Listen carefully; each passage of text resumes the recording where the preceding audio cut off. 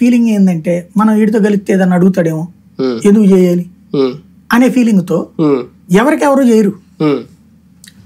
ఇక్కడ పాఠాలు అనేటటువంటిది అనడానికి ఏం లేదు. ఇప్పుడు చూడండి, ఇవాళ ఇంత మెజారిటీ వచ్చింది.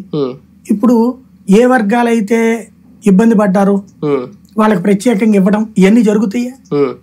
అంతమందికి ఇవ్వడం సాధ్యం అవుతుంది. ఓ నలుగురికి ఇస్తారు. ఇప్పుడు అప్పుడు కూడా జగన్ తో ఇబ్బంది పడ్డటువంటి వాళ్ళు కొంతమందికి. అంటే ఆంధ్రప్రదేశ్ ఏర్పడిన తర్వాత ఒక్క 2014 ఒకటే తీసేస్తే, ఎందుకంటే అప్పుడు 67 స్థానాలు వచ్చినాయి కాబట్టి ఓకే, కొంచెం బాగానే వచ్చినాయి అనుకోండి. 2019 చూసినా 2024 చూసినా ఎవరొకళ్ళు పతనం, ఎవరొకళ్ళు పతాక స్థాయి అన్నట్టు ఉంది. మొన్న ఇంకా ఒక రకంగా చూసుకుంటే 23 వచ్చినాయి కాబట్టి డిపాజిట్లనే దక్కించుకుంది తెలుగుదేశం పార్టీ. ఇదైతే మరీ ఇక పతనం 11 స్థానాలు. అంటే ఈ రెండే చూస్తున్నారు కదా, ప్రజలు ఏ స్థాయిలో పాఠాలు చెప్తున్నారు, ఎక్కడ మిస్టేక్స్ అవుతుంది కాదు. ఇక్కడ జనంలో ఉన్నటువంటి కసిని అర్థం చేసుకోవట్లేదు అన్నది మర్చిపోతున్నాం మనం.